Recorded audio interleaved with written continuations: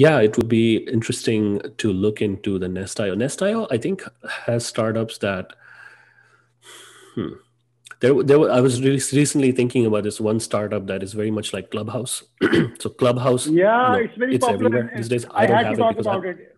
Yeah, I had to talk yeah. about it. So Everybody seems to be talking about it in the valley, and on the Twitter. Clubhouse is all the rage. Why is it yeah, that? Why is it that? because I think what Clubhouse is doing is it's a human nature.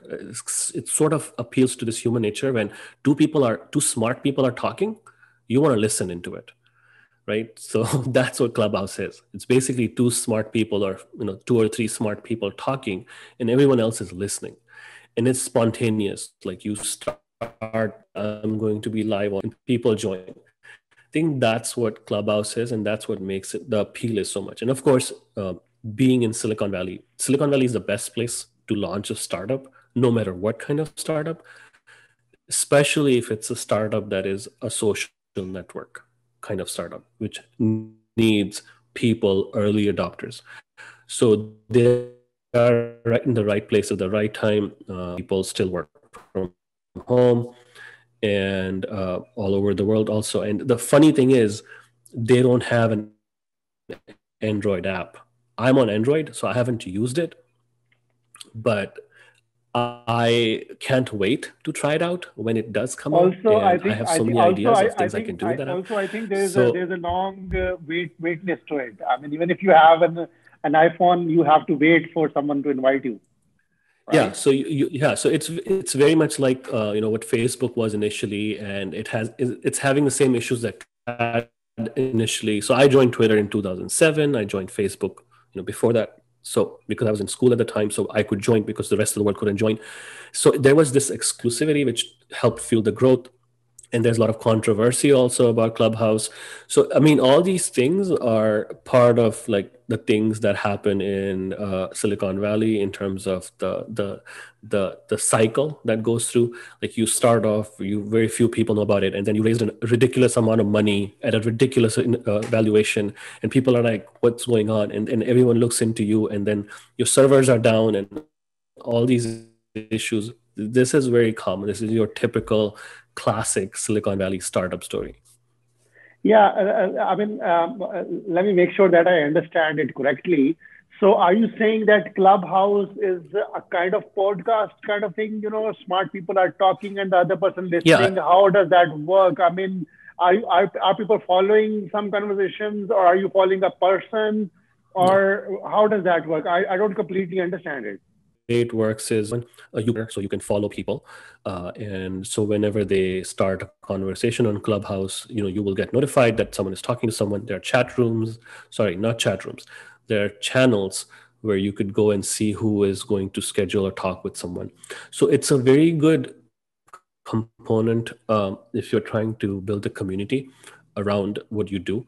So, recently Mark Zuckerberg was there, Elon Musk did a Clubhouse. So that, of course, created this pressure on their servers.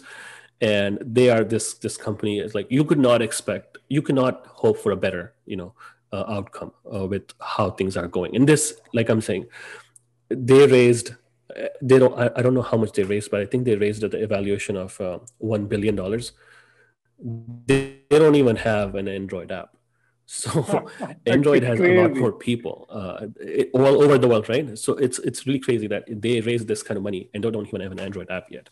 And then they're not even inviting everyone on, the iPhone or iOS.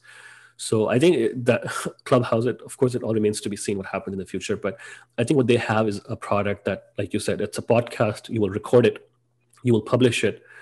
There's a friction. You will edit it before that, and all those things. Clubhouse is more spontaneous. It's live. A lot of things will be said. A lot of things will be, it's like Twitter. Once you tweet it, you cannot edit the tweet. So I think that's the reason it's also been a lot of controversy. People have said things there that they regret it later, or they didn't realize how many people were listening and all those things.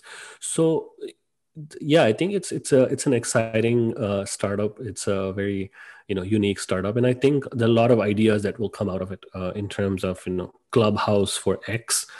So yeah, let's see what happens. Yeah, it's very interesting. I mean, I'm just winding this podcast up because we have almost Yeah, done an hour.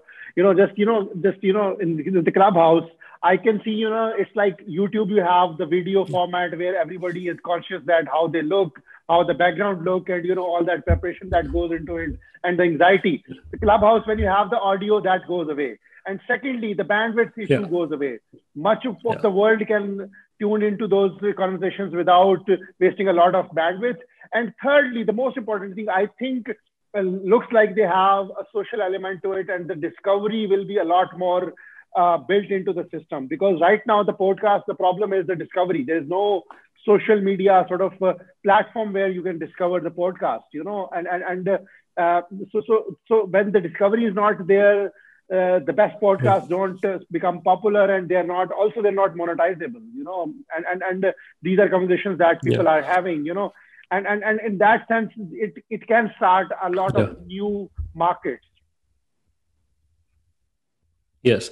So the reason I brought up Clubhouse was because you asked about a startup at the Nest.io that comes to mind that was successful. I mean, nothing outright comes to mind, but the reason I brought up Clubhouse because there was I think what the start people could hear it. So, for example, if you went to the Golden Gate Bridge, you could record how you felt there, and your friends, if in the future they visit there, they could know, okay, you visited, and this is how you felt, and all those things. So you could just go back in time, and you could just save these little memories or notes. So do that where they would, record as soon as they have a thought.